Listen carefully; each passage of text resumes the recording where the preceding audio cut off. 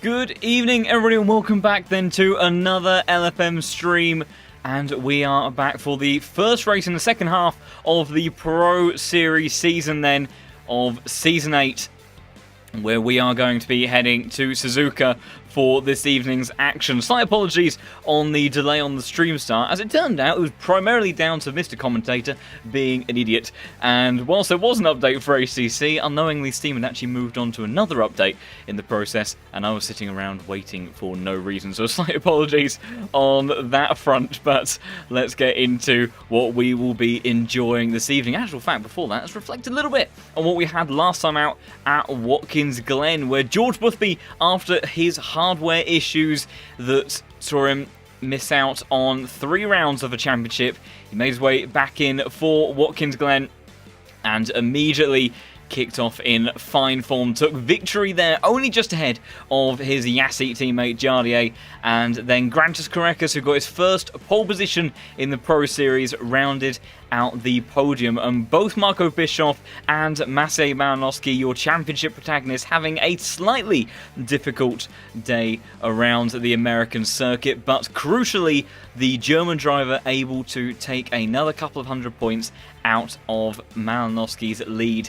in the standings, where those two drivers now only separated by just under 100 points. It's a little bit of a gap further down to the likes of Korekis and Jardier and Valentin Barry, who rounds out the top 5 in the standings. But when you take into account some of the circuits that we may see, or we will be seeing later on in this season, and also the drop score system, 2 rounds of course being dropped per driver for each of their worst races, that including DNFs as well, it will be a very tight tussle at the top of the standing. So it'll be really interesting to see how that all plays out as we get further and deeper into this season, and also for tonight's action. And we've got a little bit of a mixed bag in terms of drivers that will be in the service evening, because a little bit of an odd situation. We're actually missing Marco Bischoff and Maciej Malinowski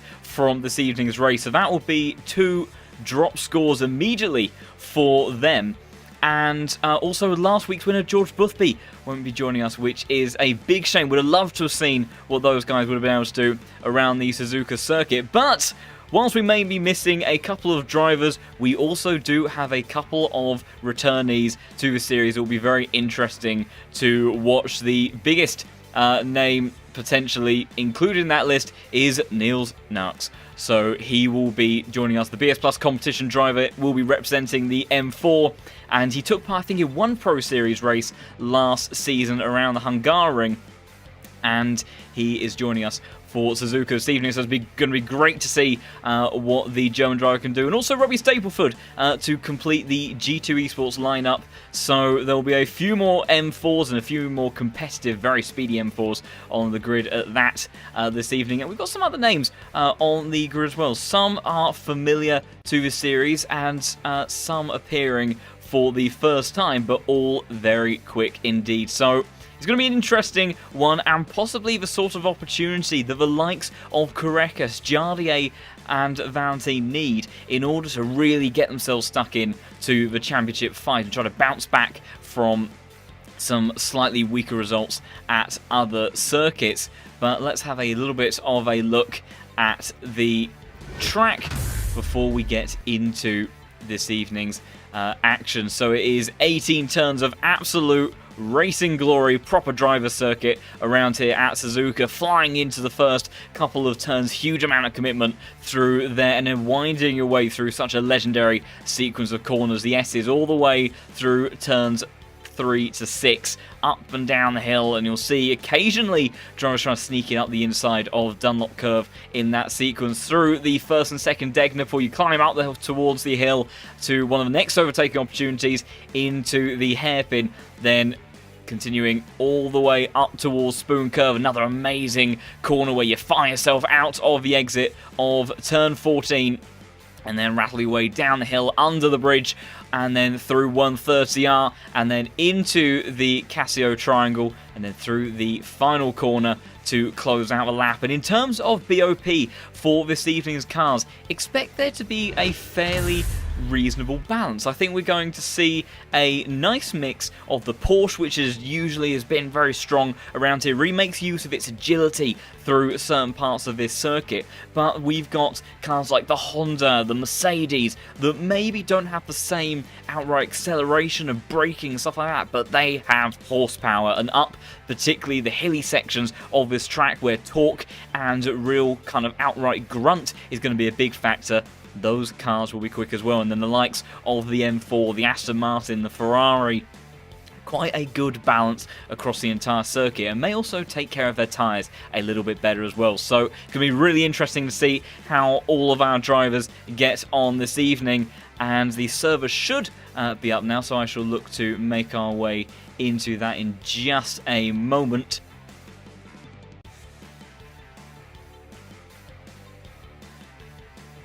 So the server is up, and we will be able to see the drivers doing a little bit of practice before we get underway for qualifying. So have a few minutes to dial in their setups and tyre pressures and the like.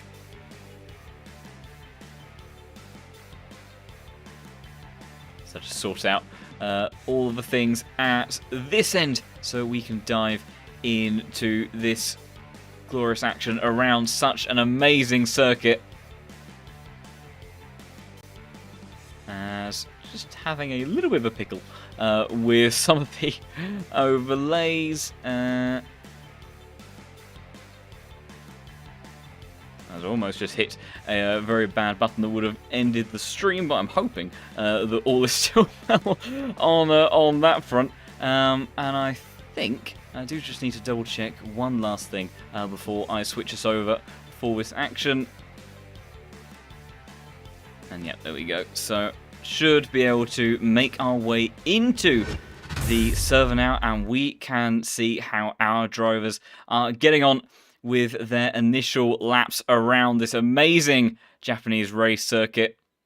By far one of the most famous circuits around the world. So much heritage, so many action and legendary events have taken place here, and it will be playing host this evening to some of the fastest drivers on the LFM platform. Also, just as a brief thank you to everybody, we did just before this race today cross over 1,300 subscribers on the channel, which is absolutely amazing. So thank you everybody so much for all of the support in all of that. That is just absolutely wonderful stuff, and really glad to see everybody enjoying all of these amazing races with some of the best drivers on the LFM platform. And I'm sure that round 7 in the Pro Series today is going to be no different. We constantly see drama all the way around. I just realised that the in-game audio was off, so excuse me for that. And we've seen constantly throughout this championship so far and last season that we have scraps all the way up and down the field, which just gives us non-stop action. Leaves me a little bit out of breath at times, but that is the way that we like to see it. We like to see fantastic hard racing with all of our drivers. So currently leading the way in this little practice session before we get underway is Tim Peachman, the German driver in the Audi. Currently on a 59.9, so I'm sure we will see those times tumble when we make our way fully into the main qualifying session. Definitely looking for sub 2-minute times for pole position, maybe even dipping into the 58s potentially. And someone else that is in this server that we may end up wanting to keep a bit of an eye on is this man, Florian Duakop, driving for Unicorns of Love. Obviously a very prestigious name in the esports community.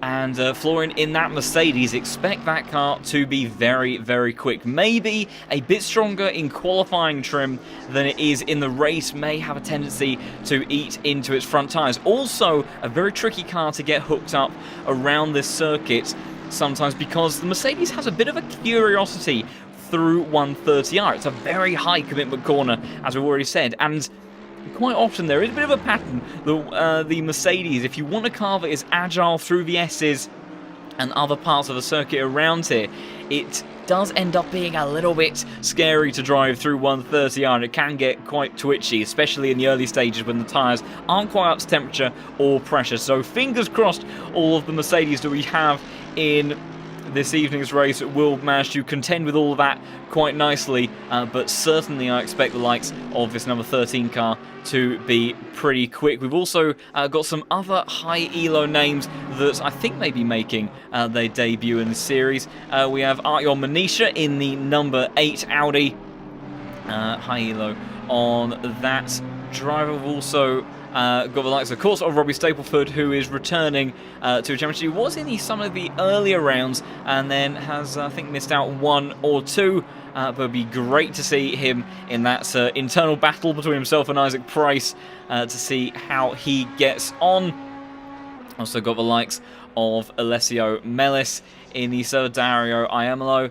Also, this man who I need to give a small shout out for, Lohan van den Einde, the Belgian driver, who I mistakenly got the nationality wrong a couple of rounds ago, has reappeared in the series and won't be making that mistake again. But the number 14 driving the Ferrari once more. Of course, once these drivers enter the Pro Series for the season, whatever car they chose in the very first race they appeared in is the car they must use throughout the rest of the season. So we'll see potentially drivers that have appeared for the first time having potentially a little bit more freedom of choice, but those that have been around since the early parts of the season will obviously having to commit to their car for the rest of the season. And Leon, I'm afraid not. We were just discussing that as Niels Narks places that BS Plus competition BMW on provisional pole in this practice session. Unfortunately, Mavix nor Massier are driving this evening, which was a bit of a surprise, as those two are battling a very hard-fought scrabble in the championship for this Pro Series. So very unfortunate to have neither of those drivers with us tonight, but it does promote opportunity for some other names to make their way to the top of the grid. Also, George Boothby unfortunately not appearing for this evening's action either, but regardless, we have some fantastic names on the grid for tonight's action. A really nice mix of cars as well as this practice session starts to round out, but Niels already trying to make quite the statement in that BMW and see if he can get a strong result. If I recall correctly, when he was last in the Pro Series, I think he had a little bit of a tricky race. The BMW not quite having the sort of pace that he would have wanted in his last appearance, but I think around here at Suzuka, that particularly in race trim, that car is going to be very speedy, and Niels getting a nice tow from the Ferrari to round out his improvement right on the gearbox of that car, and he ends up improving to a 59.3. And thank you for the information there, Leon. Yeah, that makes sense. So he's unfortunately got commitments elsewhere. But the good thing about the series with those 2 drop scores is it does at least mean that in terms of the overall net contention for the championship, whilst it does obviously remove an opportunity for Marco to get another victory and another great result in this championship, it's not too detrimental and overall damaging to his championship fight, and same goes for Massier in all of that. But it does potentially benefit the likes of Jardier and Valentin Barris. So Valentin is in a pretty good place in his championship at the moment, although he is missing 1 attendance. So he's doing very well on points despite having a missing race worth of points to his current total. And Jardier has had a little bit of an up and down season so far, but he was thinking he would be pretty competitive in the latter stages of this championship, because there's a lot of circuits that are going to be going the way of the Honda in a favourable light. So he's looking forward to the rest of the championship, and undoubtedly I'm sure that's all of his supporters and us watching all this exciting racing. It gives us another car, another manufacturer to be dueling out of the top, which makes our lives very exciting when we see how all of these drivers get on. As Alex Kingston then just the last driver to round our lap, and we make our way into qualifying now. as leading out of the grid will be, not quite Brewer Major, we have a couple of cars further up. It is the number 11 of Tim Peachman in the Audi that will be first out on circuit. And the first driver to try to tackle this absolutely amazing 18-turn course. The Audi, again, is probably a car that I would suspect maybe a little bit stronger here, because it's still got decent grunt. Maybe not the outright rocket ship that it was a couple of months ago, but it's got good agility, a decent aero package, and a lot of punch from that V10 engine. So I think that we could have a pretty nice mix of cars. The timing screen will sort itself out in due course as everybody makes their first attempt around this lap. And 15 minutes of qualifying, so they should be able to get, I would say, around 5 or 6 laps in, potentially, to have a go. Probably maybe doing no more than 2 to 3 flying laps on each set of tyres, because this circuit is a little bit of a tyre killer. So many high-speed corners will be digging into the tread, or the depth really, on these slick tyres, and will be wearing them down. So yeah, they won't want to be out on those too long, but these tyres do have a fairly decent amount of longevity in them to go for multiple laps back to back. But Peachman then doing his final bit of tyre warm-up. You can see him weaving side to side to get us up to temperature 130. I'm running a little bit wide there, but he can afford to do that, obviously, on his out lap. This takes a very wide line through the Casio triangle then, and makes his way down the start-finish straight to set the first lap of qualifying on board with the number 11 car of Tim Peachman then, to see what it is like to wrestle one of these GT3 cars around one of the best circuits on the GT calendar, diving down in towards turn 1, get it tucked in to the camber and stay on that apex for turn 2, using all of the exit curb before switching over to right-hand side in towards turn 3 and then back over to 4. Really want to get a nice flow through here, playing with the brake and the throttle. Try to use the curb to hook your way through the corner. Does give a bit more of a pointy nose to the car. You can hear him with that early upshift, trying to reduce the wheel spin and the amount that the TC kicks in as he now climbs the first hill out of the exit of Dunlop curve. Big commitment here in towards Degner. Chuck it over that first curve. Try not to run too wide in towards the ground chap before you know it. All on the brakes before running through turn 9. They're nicely hooked up there by the German as he now flies through turn 10 on the brakes in towards the hairpin.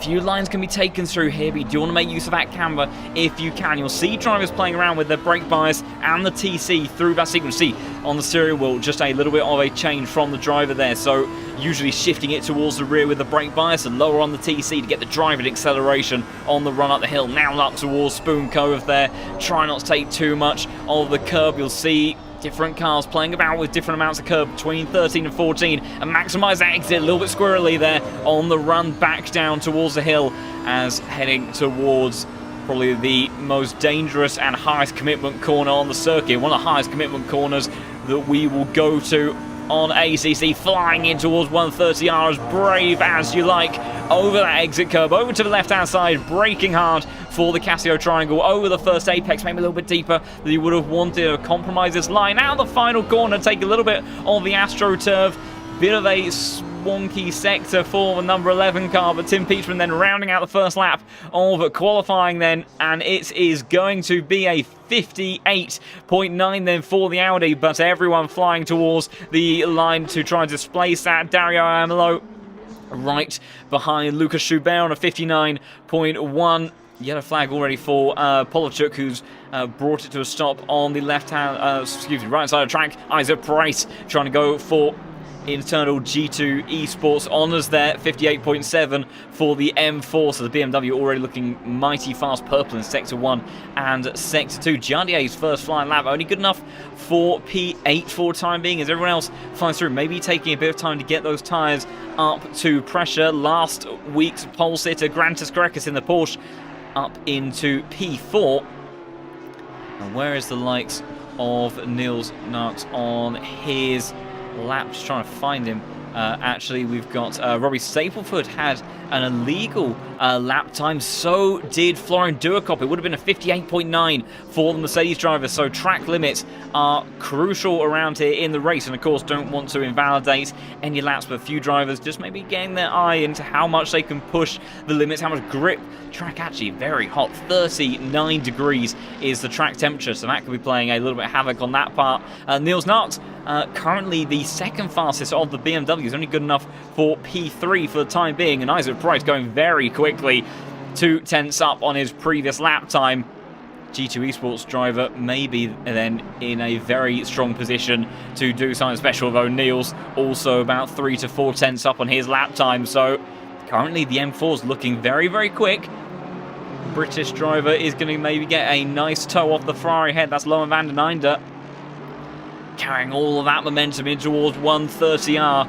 Look how planted the M4 is through there. No problems whatsoever. And that is one of the strong aspects of this car. It just gives you the confidence to push. It wants you to absolutely thrash it. It doesn't really bite you in the same way that other cars like the Porsche can sometimes do. Lucas Chabert goes to provisional pole. Isaac Price trying to respond with that lovely slipstream from the Ferrari, and he does go back up to the top of the timesheet on a 58.5. But what about the M4 of Niels Nacht? 3 tenths up, almost 4 tenths as he flies through 130R as well, nicely through there.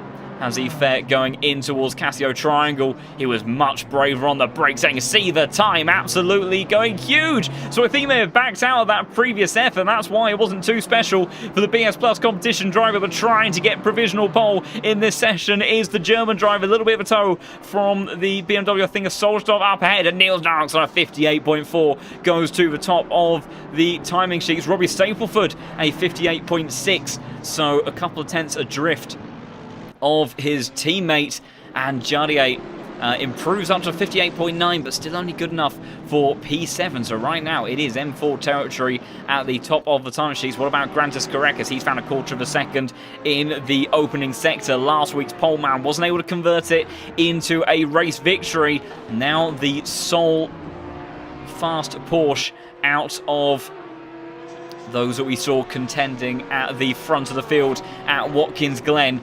The man sits P3 in the standings, has a great opportunity today to make something special happen. Look at that. 4 tenths up. He's lost a little bit on the exit, though, so maybe just a little bit too deep on the brakes into the hairpin. It's a trade-off. How much do you send it on the entry versus carrying all that speed up through the exit and up the climb to Spoon Curve there?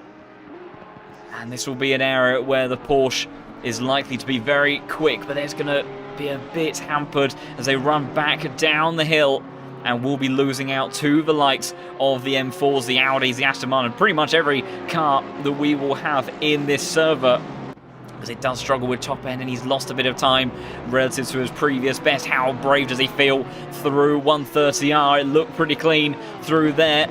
Going in towards Casio Triangle now. He's got the Audi just up in front, but I don't think it'll be bothering him too much again.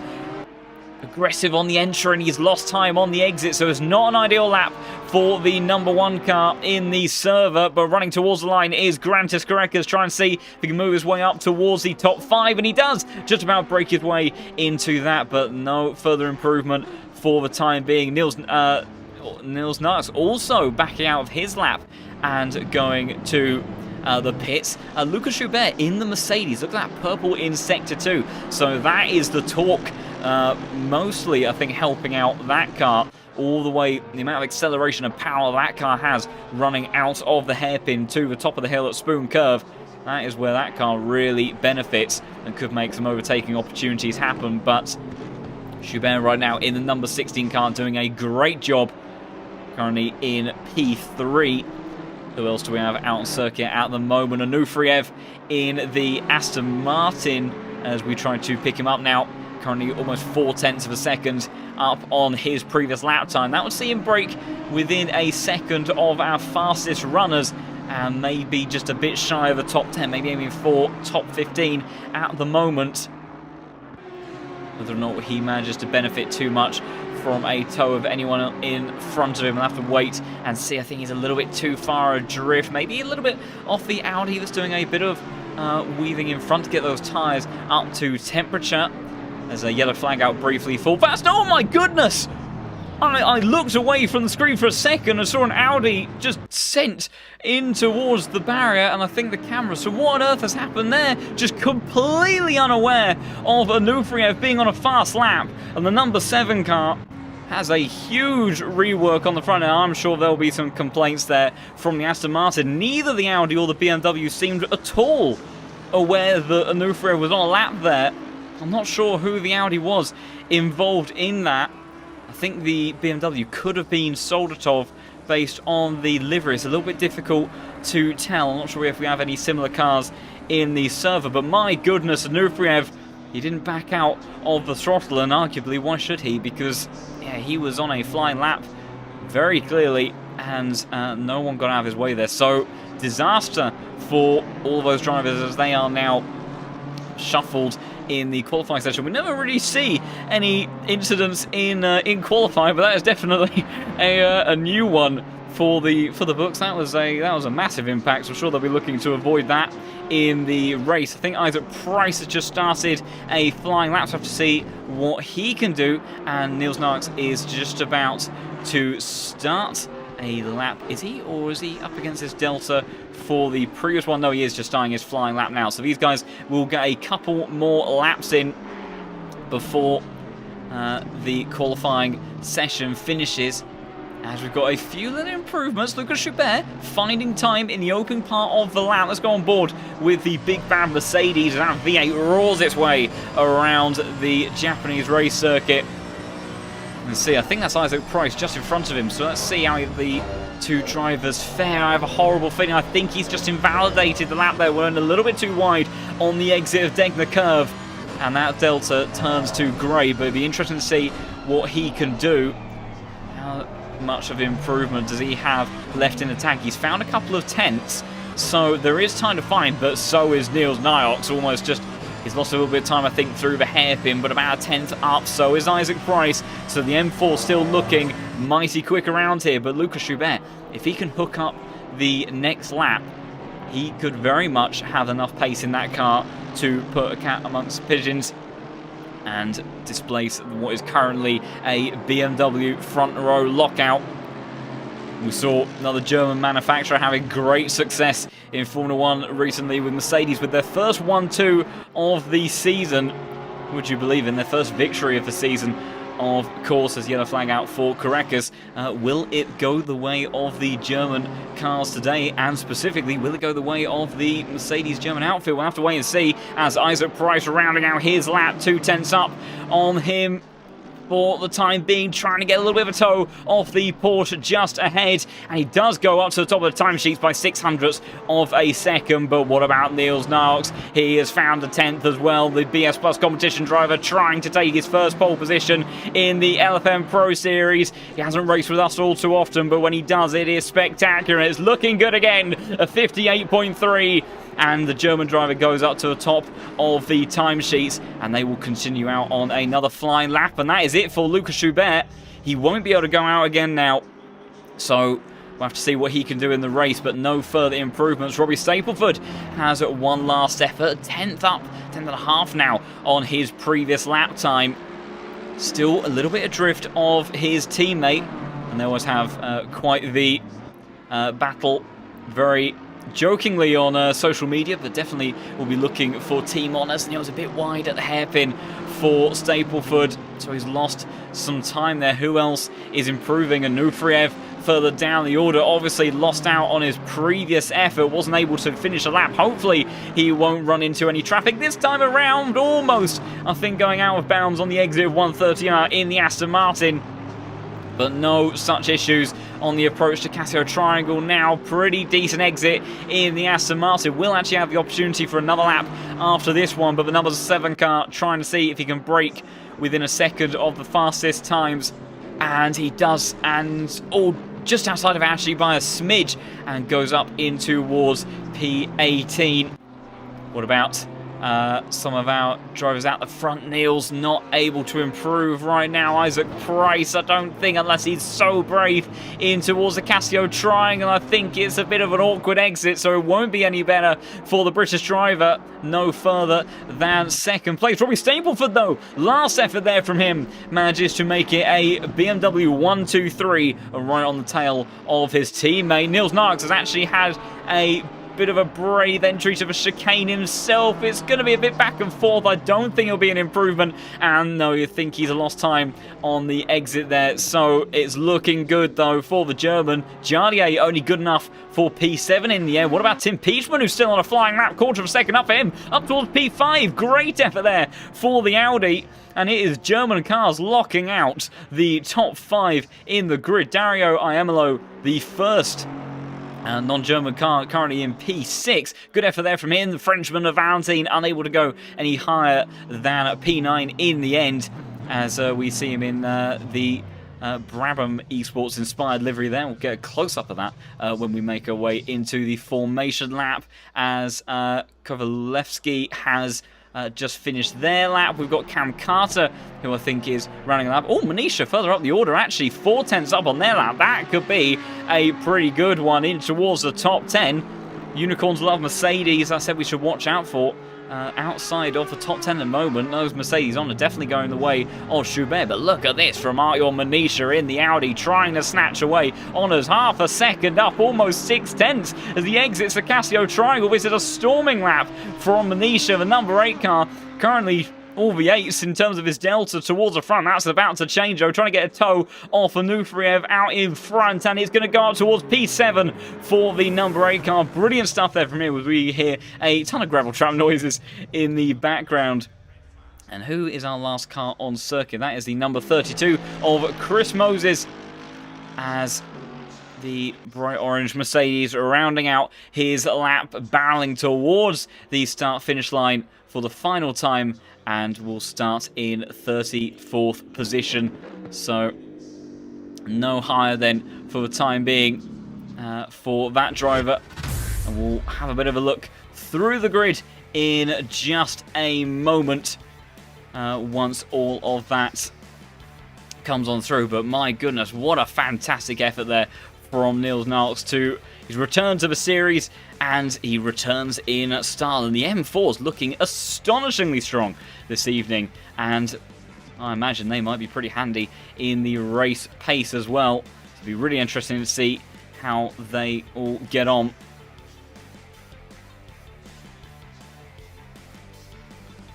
Just sorting out a couple of things at this end as the that's a little bit curious. Why can't... I see. It's me being a fool. Do not worry. That's all is well. It's just me being very silly. And hopefully that graphic will have come through now. We can have a look through our starting order for tonight's action. And indeed we can. Let's see. So Niels Narks then, the German driver, doing a fantastic effort in qualifying to start on the front spot of the grid, and followed up by Isaac Price taking those G2 Esports honours just ahead of his teammate Robbie Stapleford, giving him a run for his money. But it is BMW's 1, 2 and 3, followed up by this man Lucas Schubert. Great stuff from him in the Mercedes to start in P4, and Tim Peachman, brilliant effort there from him in the Audi as well. To round out the top 5, then we've got Dario Iemolo, the Italian number 18 car in the Aston Martin, starting in P6 against this man with a late effort in the Audi. Manisha starting in P7. Grantis Korekis, last week's pole sitter, down in P8.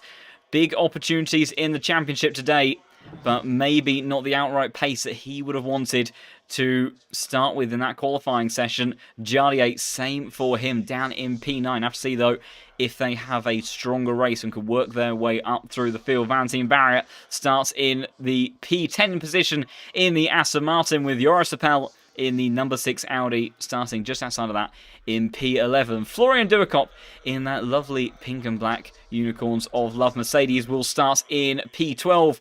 And Konstantin Solstov may have been the BMW involved in that instance, although not directly. Of course, it was one of the Audis had that huge contact with Onufriev, but thankfully I think everyone managed to get laps in the end. Suarez starting in P14 with Robin Schaefer starting in 15th place, with Onufriev after a little bit of a wobbly qualifying, shall we call it, with a rather unusual incident starting in P16. He did get a couple of flying laps at the end. Bruye Major starts in 17th place with the number 12 Ferrari of Samuel Fock starting in P18. Sasha Vassner, another one of the Audis, starts in 19th place, and then rounding out the top 20, the Belgian driver of Lohan van den Einde, the number 14 car. Good effort there from him in the Ferrari. Jan Drexler starting in 21st position. One of the M4s. We've got Marcus Marquezing with a very nice livery on that car. The 25 car starting in 22nd position. Then we have Lucas Sador in 23rd position, followed up by the Finnish driver of Nico Pennanen. And number 17 car, maybe in a strong position in terms of race pace, with the M4s looking mighty quick today. Then we have Luca Vininger in the 25th spot, with Daniel Nardazinski in the Audi 29 car, just in front of Cam Carter, the number 34 Honda. Not too many Hondas in the server tonight, but they will be very pacey, I imagine, in the acceleration and top speed sections. Alessio Mellis, the Italian driver, starting in 28th place, with Pavlo Polovchuk in the number 27 Audi as the formation lap starts to get underway. Jonathan Clifford, our lonesome Lamborghini, in the server once more, but a good qualifying from him. Then we have Jacek Kowalewski in the 35 Aston Martin, followed by Alex Kingston, another one of the Astons in the server. And then just behind him is Thomas Laley. Still unsure if the pronunciation of that name is correct, but hopefully I haven't butchered that one too much. Chris Moses starts in 34th position in the last of the Mercedes. Then another one of only a couple of Porsches in the server, Christian Dietrich in the 35th spot, and then rounding out the grid is Kay Zeisler in the Ferrari. So have to see how everyone fares as we will get underway with the action very shortly, as we see how everyone gets on. In the meantime, I will get the remaining parts of the graphics all sorted. Looks like it's going to be presumably dry for the next 30 minutes. So we'll have to see how that all plays out, whether or not we do have any late weather later on in the session or not, or whether or not it will be plain sailing in terms of the forecast. I'm sure Nils Narks will be hoping for some pretty nice and straightforward weather, because he is looking mighty quick around here today with that brilliant pole position on his return to the series. As expectations for a massive pile-up in towards turn 1, it's not, I'm hoping not to commentator curse this now, we don't really see any horrific accidents in the Pro Series. We have some very, very quick and experienced drivers in the server, the creme de la creme on the LFM platform. So although sometimes, unfortunately, with such talent and hard racing, it can sometimes get a bit messy, but usually no lap 1 catastrophe, so fingers crossed for that one. And to CB Cool in the server, thank you very much for the kind comment as well. The support is growing season by season, and all of the support on the channel over the last couple of months has been absolutely amazing. So thank you everybody who's been joining and watching all these streams, and hope you are all continuing to enjoy this amazing action that we have in the Pro Series. as we will shortly be getting underway for 60 minutes of action here at Suzuka. And for the first time in a while, it is M4s at the pointy end of the grid. And what a lineup of M4s we have. We've swapped out the front three lockout for the Porsches that we had last time at Watkins Glen for another one of the German manufacturers, and one that hasn't been at the tippy top of performance for a while. So it'll be really interesting to see how they all get on as everyone starts to round through the final parts of the formation lap now, as the tension starts to build. And I think we'll have to go a little bit to the helicam so we can get a good overall picture of what's taking place through his opening few corners, because whilst I hope that we have no carnage, I think it's going to be a bit of a busy run towards turn 1. So for round 7 of the Pro Series then, Niels Narks will lead this pack of drivers towards turn 1. Can he convert it into a victory? We'll have to wait and find out. Going to be hard pressed. We wait for the green lights, and there we go, and it's a good start for Isaac Price. Also for Lucas Chabert trying to challenge it. Stapleford on the run towards turn 1, side by side all the way. Isaac Price trying to go around the outside of the German driver, and he can't make it stick. Stapleford down the inside towards turn 2. No love lost between the two British drivers for G2 Esports, and Stapleford now trying to go around the outside in towards the S's. Dream start for Niels Narks then, as everyone piles through for the first time. Contact between two G2 Esports cars, and Isaac Price sent into the grass, now under pressure from Tim Peachman, and his dreams away for the race leader, but side by side Lucas Chabert shuffled her out of the order there. Yellow flag from the number 26 car further down the order. Isaac Price has held on to P3 for the time being, as Benisha's off on the exit of Dunlop curve, so incidents unfortunately already occurring, but most of the cars making their way through there. But how is it all playing out near the front of the field? Jalier benefiting in all of that, I think, although maybe has lost a position. It's difficult to tell, as there's a further contact down the order. Brewing Major has been pushed along with Onufriev, whose day goes from bad to worse. There's further contact on the exit there. Oh dear, on the run up towards turn 10. Major catastrophe, and I have commentator cursed it absolutely terribly, as there has been a huge incident there on the run up towards the hairpin. Several cars caught up in all of that. I would love to catch it on the replay if I can. I do just want to quickly check in as long as I dare with what's going on further up the order. Right, let's see if we can see what happened there with all of our drivers on the run up towards the hairpin. You see Onufriev fired into wall there and does hold his brakes as best as he can, but several drivers getting caught up in all of that. I think that's Jonathan Clifford, oh dear, setting a nose into the barrier there as he tries to spin it around. But my goodness, well, I do apologise to the server for definitely commentator cursing that one in the end there. It wasn't at turn 1, unusually on the run up towards turn 10, as there's a yellow flag out for someone else. That is Drexler. Oh, he's gone off at the chicanes. What's happened to the German driver? Oh, that's gone very wrong on the entry there. That's one of the Audis and other BMWs having a bit of back and forth. We've got Mark Hazing and Sador on the run up towards turn 1 and 2. The Mercedes all the way around the outside of the Porsche, still side by side on the exit of turn 2, and just about manages to slot in front and makes up the position. Checking up ahead though, Robbie Stapleford does not let go of the German driver. Niels Narks leading away here, but after that very aggressive start from the G2 Esports car, firmly locked onto the gearbox of the M4. A little bit of a gap to Isaac Price, that has work to do if he wants to close in. But we'll have to see if Stapleford can put the pressure on that BS Plus competition car at the front of the field. Couple of other drivers coming into the pits. Manisha recovering after that incident on the exit of Dunlop curve. Hopefully not too much damage for that car, but I imagine we'll see that number 8 Audi start to rocket his way through the order. In actual fact, maybe looking to go for a move very shortly. He's gaining on the Porsche down towards the inside of the hairpin. That is Dietrich. The 36 cars run very deep there, and he does make the move, and that is a position for the number 8 car as he tries to make his way up through the order. Still Narks that leads at the front of the pack. Couple of other battles that we've got going on. Kovalevsky in the Aston Martin, very wide though through Spoon Curve.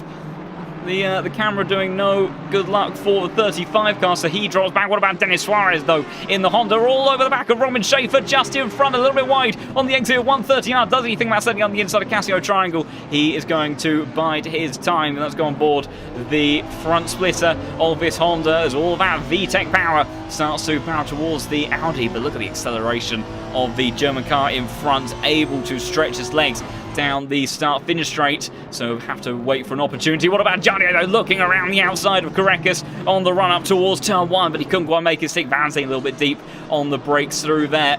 But look at that purple sector 2 for Gianni.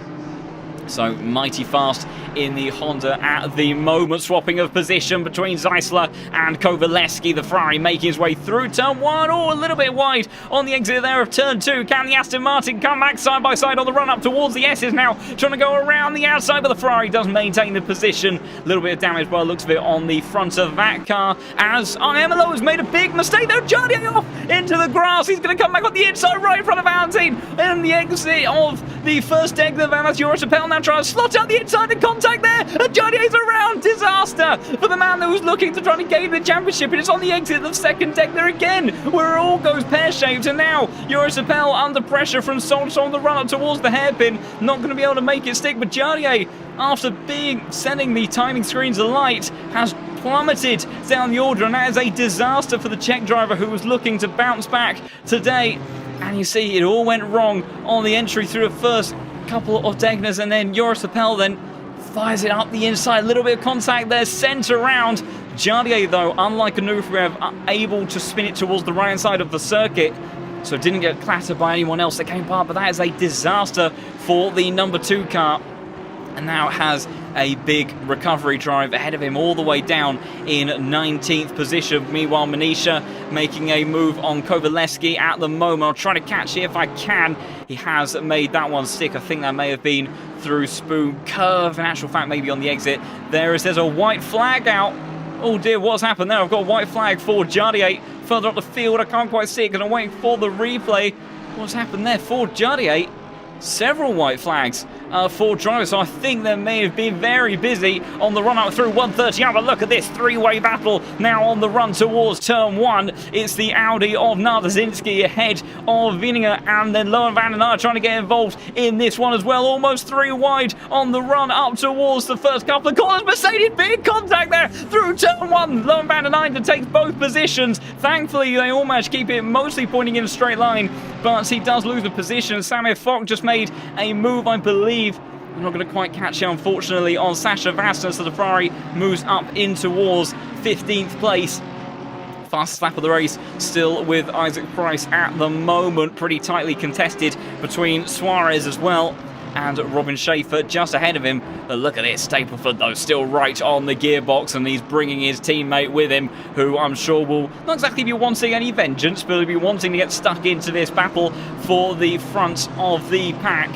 And we may well have a 3-way fight for the lead very shortly, because Isaac Price was looking very quick. Now we've almost got a 4-way tussle on the exit of the first Degner again. Here comes Vininger trying down towards the inside. He's caught the grass. Oh, and he's very deep on the brakes of the 28 car. Does he keep out of the wall? Just about. But he is going to lose 3 positions in the process there, trying to be aggressive. It didn't pay off for the Mercedes driver in the end. But my goodness, we have already had our fair share of carnage early on. Stapleford losing a little bit of time. Maybe a mistake from the British driver, as he hasn't quite got the same pace he did a moment ago. Florian Duicot trying to go around the outside, surely not, of Dennis Suarez. That would be a very brave move to make. Classes the curbs through 130R. White flag comes out in expected caution of it. Keeps it all pointing in the right direction, thankfully, but he's lost time there to the Honda in front. What about the likes of Kingston, who's near to the back of the Honda in front? Vininger, I think, has just made an error through 130 under behind. I said a Mercedes may end up having a bit of a bad time around here, and you see huge oversteer moment. The Audi of Manisha just about managing to keep it out of the side of his car, and thankfully no contact was found. Mercedes of Duicot still unable to make any further moves up the order. What about the likes of Pennant trying to put pressure onto him? We've got a 3-way tussle with the likes of Kingston, Major, and now as Laley has just made a move past Drexler on the run up towards turn 1. The Honda using all of its straight line speed and grunt to make that move. Nicely done there from the 26 car, and I think we'll catch hopefully on the replay as well as Jacek Kowaleski has made a move back onto Zeisler, so down the inside at the hairpin, so unusual place to make a move, but he has made that one stick. Side by side for a moment were Alex Kingston and Brouillet. Major obviously suffering with a bit of damage on that car after getting involved in that lap 1 incident, but very much right now trying to put some pressure onto the car in front. Looks towards the inside, and he has forced a move towards the outside from Nardazinski. In actual fact, that opens the door up for Kingston. Does it on the exit? No. Hasn't got the grunt to compete with the Audi there. But the Honda finding a way through, may have even muscled his way through just a tad on the run through of a hairpin. That's a yellow flag out for Alessio Mellis. Not sure what has happened to him. I think maybe he's letting a few cars by. It's a bit of a reaction from the timing board. Gaps are closed down once again at the front of the pack. And look at this. Isaac Price is definitely closing up with these guys. Niels hasn't quite got the pace. He's very far towards the inside of the track. I think he's just trying to break the toe from Stapleford. We can see visibly Stapleford now really close up to the back as Nardazinski has, I think, lost a couple of positions. We've got a yellow flag out for someone. I think that's giving way to blue flags. Nardazinski losing a position to Manisha, who ends up making up another one. What about Drexler? Oh dear, I think there's been an incident through 130R there, the M4. How's he fare on the exit curb? Oh dear, very unusual. Oh, that's a heavy impact in towards the left-hand side of the track there, and Drexler is going to be suffering with quite a chunk of damage on the front of that M4. Just what was a very weird place to lose the car. It was stable through most of it. I've just seen another yellow flag. That is for Jonathan Clifford, who has lost it on the exit of the S's. My goodness, Suzuka claiming many victims, and that's Valentin Barringer. So that is Valentin trying to lap the number 22 car and has just gone square into the diffuser, and the American unfortunately sent it to Barrier and has been given a facial rework on that car. Drexler bringing out the white flag for a moment, but my goodness, what a busy start to this race, only 12 minutes in, and it is being carnage up and down the field. Several cars having issues in the early stages of this race, but these three BMWs really pulling away at the front, and Stapleford and Isaac Price looking very quick. In actual fact, Isaac Price, when you consider maybe a little bit of damage on that car, was shuffled down the order by his teammate. Done a very good job to close down the gaps to the front of this pack, so have to see how all of that plays out. A few tenths separating some of our other battles. We've got Robin Schaefer trying to make a move potentially on Soldatov. The straight line speed of the Audi working wonders. Maybe also a wide moment of Soldatov through 130R. No damage done as a result, though after that incident with Drexler, maybe wants to be a little bit cautious of that exit curve, because that was a very unusual moment for the BMW, as I think there's been a swapping of position between, oh dear, 3 wide between Manisha, Major and the Aston Martin here. Kingston, Manisha capitalising on the Honda's mistake, trying to go around the outside in towards Casio. Triangle, not left a great deal of room, and number 8 Audi will have to back out of that one. Meanwhile, Florian Duacombe, I think, has just made a move down the inside, has he, on to Suarez, and Mercedes gaining in a straight line, and down the inside at turn 1, the number 13 car making his way in towards 12th place, as Manisha now down the inside of Major. Major on the exit curb, and a big moment for the Honda there, and he just about keeps it pointing in the right direction, but Manisha on his comeback through the field gains another position and gets up into 22nd place. Suarez has not let go of this position from that Unicorns of Love Mercedes. Neither has the likes of Samir Fock now trying to put pressure onto Nico Pennon. Got to be careful of those curbs through the first Degner. Ferrari not one to respond nicely to that whatsoever. Number 12 car, does he think about a move towards the inside? That's a back marker, making life a bit tricky just in front. As always, a yellow flag out for the number 36. Oh dear, that is Dietrich and Zeisler that have had an incident through Dunlop Curve. What on earth has happened there? Oh dear! Oh! That is a very unfortunate incident indeed. So I think, unfortunately, Zeisler has already had a moment through Dunlop Curve.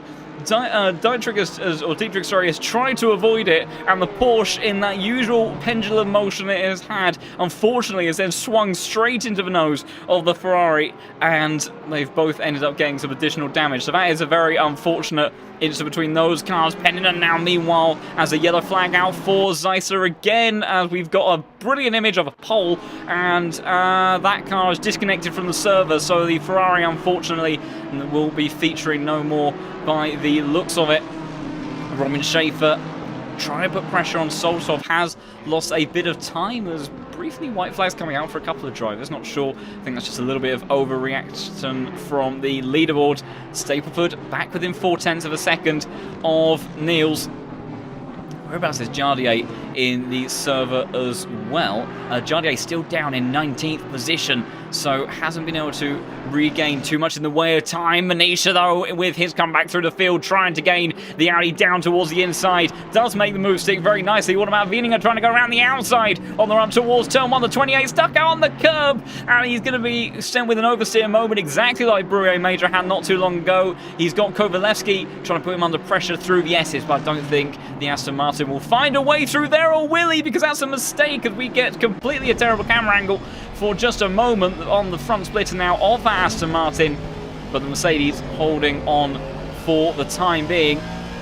Let's check in, though, with this three-way fight further up. Vassner, Marquezing, Sador all trying to go for a move. That is the Ferrari of Samir having to go down the inside. Some traffic and a little bit. Oh, dear, I think Sador really had to back out of the throttle there to make sure he didn't clatter Marquezing. Good spatial awareness from the German in the 25 Mercedes, and managed to avoid a bit of contact there. What about Vassner using all the straight line speed in the Audi, gaining on Samir up the hill.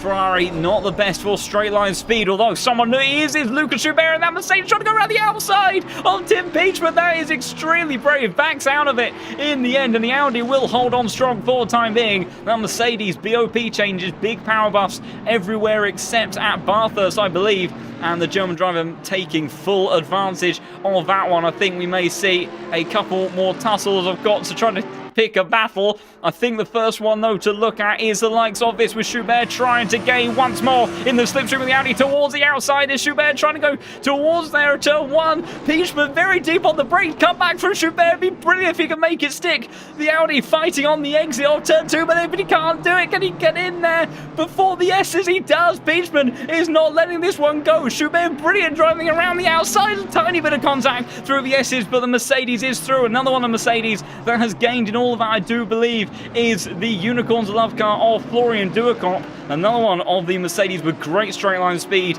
putting it to good effect. That was Robin Schaefer that he was battling with. You can see the Audi. It's a quick car in a straight line, but it's not quite quick enough to battle with Florian, who sends it down towards the inside at turn 1, side by side through the first couple of corners. And the Mercedes car getting that one done very nicely through there in the end. So another position gained for the Mercedes. As checking in further up, the Grantis Correcus has closed up to the scrap as Schubert, as he's displaced Peachman down the order. The Porsche trying to get involved in this one. Schaefer hasn't given up on trying to reclaim the position from Duacomp either. And then we've got the likes of Marquezing in a bit of a scrap of their own. It's spread out a little bit out the front of the grid, only half a second. It's not by much, but it's just a bit more breathing room. When I say that, immediately dips back down to 0.4 of a second between Stapleford and Niels Narks. Isaac Price a little bit further back than he would have liked to have been. So very late on the brakes there for Stapleford. A huge run for a moment. Has he got enough straight line speed to make something happen? You see 0.3 of a second now is that M4. How much does he gain in the slipstream? It's not enough to make a move down towards turn 1, but Robbie Stapleford definitely still there in this battle for the race lead. Niels not being able to run away with this one whatsoever. Meanwhile, just checking a bit further down the order. Florian now trying to put pressure onto the BMW in front. I think he's a bit too far adrift to make a thing stick just yet. We've got some white flags out for somebody. That is Wieninger, who is losing some positions as Leili almost sent around by Kovalevsky there. And we've also got a scrap between Marquezing and Vassner through turn 1 and 2. Mercedes fighting back on the exit, and he does make it through. Amazing stuff between all of them. And I don't think we'll quite be able to catch all that stuff on the replay. We've got other scraps happening, so I need to check elsewhere. Another issue for Jan Drexler, who is having a very difficult and poor race. Carreras through the first and second deck. They're all over the back of the Audi of Tim Peachman. That's going to be a difficult car to pass. No straight line speed in the number 1 Porsche. And even that Audi getting a bit of a toe off the Mercedes in front is going to make it especially difficult. What about Florian, though? He's in a car that can make an overtake stick. How much grunt has he got going up the hill on board the rear diffuser of Solstov in the M4? As I do just need to quickly check something, because Wieninger and Narzazinski have swapped around. Oh, and I think a bit of a bump there as the Audi sent towards the outside of the Mercedes. That is now Leili trying to capitalise on all that. Slots back in there, so the Mercedes comes out on top. The Audi settles for just behind. The Honda has to do the same, and almost swapping positions once again. These drivers having a very tough 4-way scrap. What about Florian Duacop, though? That is right on the gearbox of the BMW. Does he send it down towards the inside of 130? Big commitment here for the Unicorns of that Mercedes. Soltov sent towards the outside, and here comes Robin Schaefer 3 wide towards Casio Triangle. A little bit of contact on the entry. Mercedes sent sideways. Somehow manages to gather it up then. Where do they all fall? Soltov loses out to Schaefer. Florian Duacop just about keeps it pointing the right way. May have got a track limit warning in the process. And Soltov diving into pit lanes right as the pit window opens. Samuel Fock into the pits as well. But my goodness, Florian Duacop very grateful, I imagine, for the way in which that track was shaped, because he just about managed to hold on to the slide. So he didn't lose too much, but I think he would have had a track limit warning in the process. But 3 wide towards any corner is never a fantastic idea, but thankfully not too much harm done. Meanwhile, the Frenchman Van Barrier trying to see if he can close up to the lead Aston Martin right now of Iemelo. It was a very strong lap time actually last time around, as what is going on there with oh, that's very close between Kovalevsky and Leili on the run through turn 1 and 2. The Aston Martin coming out on top in all of that. But checking in with some of our front runners, Niels Naerts has now extended his lead to a second. It's a second that separates both Stapleford and Isaac Price. But do any of these drivers decide to go for an undercut? It will be a very powerful undercut around here, but the tyres will be melting, and you may put yourself in a difficult position later on in the race. Valentine, as that's a yellow flag for drivers emerging out of the pits, I do believe. Jardier, of course, understandably, with the damage that he would have had on that car. One of our pitters as well. Have to see if he can make his way back up the order. Not sure if he would have repaired the damage on that car or not, but maybe we'll put the fresh tyres and pace that he will get from those to good effect. Carreca still struggling to find a move on to the Audi in front of him. Isaac Price then is the first one of our top 3 to come into the pits. Very interesting stuff in terms of how this race may play out now. Here comes the Porsche. Does it have anything to compete with the Audi just in front of it? It's so unbearably close, but you can see even with the slipstream that close up, the Porsche just has nothing to work with, and Tim Peachman will maintain that position for the time being. Let's see how they fare through the S's. This is where I imagine the Porsche is going to be pretty rapid, and we know that Carreras is a very fast driver indeed. Took pole position at Watkins Glen, where the pace was definitely with that car, struggling to maximise maybe what is in that car today. It would have been amazing to see what the likes of Massier and Marco could have extracted,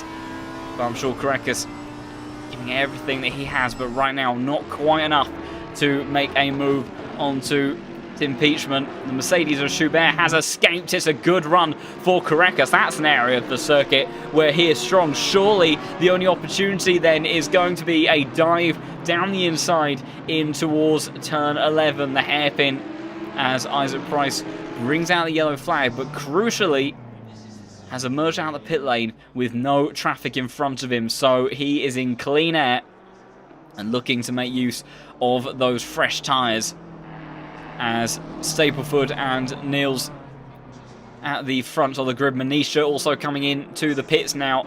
They are extending their stints for the time being. What about Vancy? Good run out of Spoon Curve there for him, but equal cars between him and Iamolo on the run up towards 130i. How much extra straight line speed does he have? It's a good chunk, but it makes it so tricky to follow through here at 130i. You can hear different approaches with the cars. It has a downshift. Does he think about dive towards the inside? He does. Into Casio triangle, side by side between the two Aston Martins. Iamolo gives him the space. What about on the exit squeeze towards the AstroTurf? Vancy down towards the inside of the final corner. Stapleford has come into the pits trying to cover off his teammate, but it's a drag race between the two Aston Martins. They have a lap car in front that's giving them a fairly equal tow, but it's Vancy now has the inside line towards turn one, but Dario fighting back on the outside, and contact between the pair of them, and they've both run very wide. Vancy will come out on top, although Iamolo trying to use the exit speed he's got with that wide line, and I think Vancy backs out of the throttle there and conceding the position, maybe recognising that you perhaps went a bit deep on the brakes there, so they will stay in the positions they were in. But the battle will resume almost immediately. What about Stapleford though? Whereabouts is he going to emerge? Have to see when he gets going again. Got to try to keep an eye on what's happening up and down the grid. Vancy still glued to the rear end of Dario Iamolo's Aston Martin, just up in front. Unable to do anything just yet, although that's a mistake there for the Italian, and now it's Vancy diving up towards the inside. Turn 10, oh, that's a big moment for the Aston Martin of Iamolo, who goes flying in towards the gravel trap, just about keeps out of the wall, so he will lose out the position. But crucially, what's happened between Stapleford and Isaac Price? And the answer is Stapleford is ahead.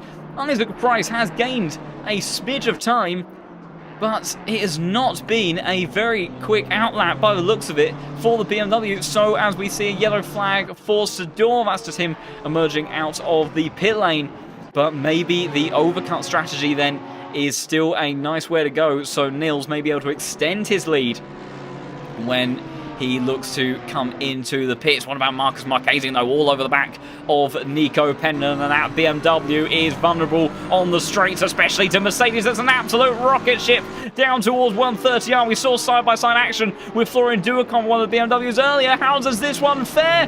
Pendon sent towards the outside of 130R. Marquez keeps his foot in it, and the Finnish driver does have to relinquish in the end, and the 25 car now up into P10.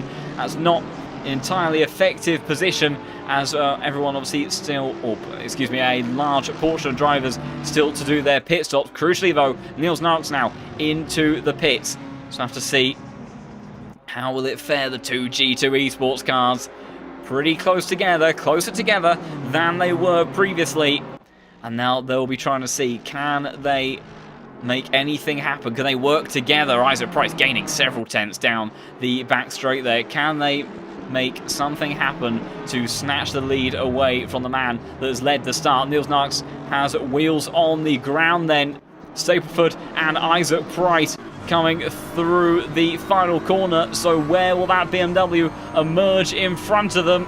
Looking on pit lane, and there is the German driver who is well in front through the first couple of corners. So the undercut hasn't worked for either of the G2 esports cars. In actual fact, a bit of a wiggle from Stapleford, and now he's got his teammate all for company. And it was Argy Bargy on the first lap earlier, so I'm sure Isaac Price won't be afraid to have a little bit of a shuffle himself, as that's another yellow flag for Valentine as he just emerges out of the pits. Jarnier maybe trying to make a move on his Yassi teammate down the inside of Samir in towards turn one, and the Honda breezes on by, and with those fresh tyres and maybe some damage repaired on that car, the number 2 car in the server makes his way up into P19 position. Still several drivers yet to make their pit stop, as I think, was there a bit of an incident for the Mercedes? There was a white flag out for Wieninger around the 130R. I'm not sure if that was just the game once again being a little bit overly sensitive, but The Mercedes driver seemingly not having too bad a time. Meanwhile, Suzuka still only 4/10 adrift of Tim Peachman in front, but just can't make anything happen for the time being. Lucas Chabert, another one of our drivers to pits. He was having not exactly a lonely race. It's a big issue for Marcus Marchese. What's happened there to the Mercedes? The number 25 car, he's run out of fuel. He has run out of fuel. Pennanen almost straight into the back of him. What has happened there? So no, he's managed to get going again. I don't think he can't have been pushed along. But Marcus Marchese, did he not set up? Did he have a horrible programming of his pit controls there? And maybe actually just had to bring the car to a stop, because once you enter the pit lane, you cannot change what you have inputted into the MFD. So I can only assume that Marchese had to change what he had set up. Maybe the tyre pressures were wrong, maybe it was wet tyre, something absurd like that. And unfortunately, after making that brilliant move at 130R, has now lost a position in the process. Meanwhile, the three-way fight for the effective lead of the race has closed up once again. Yellow flag for Schubert. That is him emerging from the pit lane. And look at this, the two G2 Esports cars. This is what we had in the early portion of the race. This three-way fight for the lead. Niels Narks for BS Plus competition, followed by the two British G2 Esports cars, and Nico Pennanen just emerging out of the pit lane. There's lost of position to Dennis Suarez. Dario Iamolo under pressure now from Jardier, who's really coming into some fine form in the second half of the race with those fresh tyres on the Honda. May be able to put a move on the Aston Martin fairly shortly. Francis Carreras has been stuck behind the Audi of Peachman for a long time. Those guys really stretching out this pit window as much as they dare, and trying to see if they can come out well later on in the race. We've also got Manisha now, who you see is right on the back of Marcus Marchese after the error that he made on the entry to the pit lane. The Audi just a couple of tenths adrift of the Mercedes, and we know that car has some good pace in it, recovering through the field. That's a yellow flag. That's just another pit stop. Difficult to know sometimes. We've had so much chaos already in number 8. Oh, enough pressure to make the Mercedes go defensive. Does he get a better exit? I think it could be a pretty handy drag race up the hill. The Audi gaining all the time. That's the wrong camera. There we go. But the torque in that Mercedes is very good. And Manisha not able to close in just yet. Maybe have to see if the outright straight line speed is good enough to fight with the Mercedes. It was a good run though through Spoon Curve though for Marchese. He's been able to extend his advantage just a little bit. Someone that hasn't further up is that's a yellow flag for Peachman, who has come out behind Schubert, so he has not changed position overall. There's a yellow flag out for number 14 car, Sloan van den Einde, who I think has had a moment through 130R. Oh dear, we're not going to quite catch it, unfortunately, by the looks of it. And that has sent the Ferrari with heavy side contacts into the wall. There's a yellow flag for Vassner now. That's another emerging out of the pits. Jardier's off again! Jardier's off again! What has happened there between himself and Iamolo? And I think there was the beginning of another nasty incident just happening on the exit of turn 2 there. But Jardier's day goes from bad to worse, battling on the outside then around Iamolo on the run towards turn 1 then. The Aston Martin goes very deep under brakes. Jardier slotting up the inside at turn 2. And then what happens here on the exit? The Aston Martin, oh dear, just catches the back of the number 2 car and sends straight into the wall. And you can see that in the background there was a big sandwich moment between, I think there was Kingston and I couldn't quite tell who else was involved in that. I saw a Porsche getting sandwiched there as well. But that's a very disappointing follow-up to what was already a challenging day for Jardier, who is in 20th position, and after starting to find some pace and consistency is now back with a heavily wounded car. Meanwhile, a bit further up, Manisha hasn't let go of Marchese whatsoever. The Mercedes has not been able to escape. Same goes for the likes of the battle between Carreras and Peachman. Still only a few tenths to separate them. Meanwhile, for the effective lead of the race, Niels, I was about to say, has managed to get a bit away from Staplefoot. It came back down to 4 tenths. So this trio is still very close, although Isaac Price maybe losing a little bit of pace. Doesn't quite seem to have had the same longevity in pace. Very quick in the early stages, maybe takes a bit too much out of his tyres too quickly. Also was the first driver to pit as well, so those tyres are the oldest, even if it is by a lap or so. Koreka still unable to make anything stick, getting a bit complicated for Niels as we get a useless camera angle through the first deck. Now it's going to be tricky for Staplefoot because there's Major in front of him and he's lost a chunk of time as a result there, and Major really not making it very easy for him, and Staplefoot, Major still is there, and it's awkward for Isaac Price as well. This is for position because Major has not made a pit stop, but so he doesn't have to give up these positions. But my goodness, that is very quickly split up the fight, the three-way fight that we had, because Niels has managed to run away. He got through without the cleanest. Isaac Price storms up the inside, wasting no time on the Honda. And now all of those drivers separated by a chunk more than they once were. So we'll have to see if those gaps can close up at all.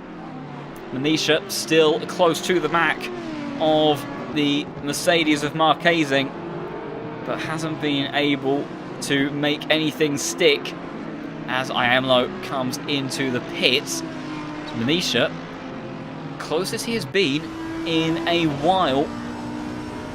See that Mercedes talk though, you can hear it roaring in front as well, that very grunty V8. Always Korekis for the first time in a while, all over the gearbox of the Audi, closer than he has been before. Good exit as well for the Porsche.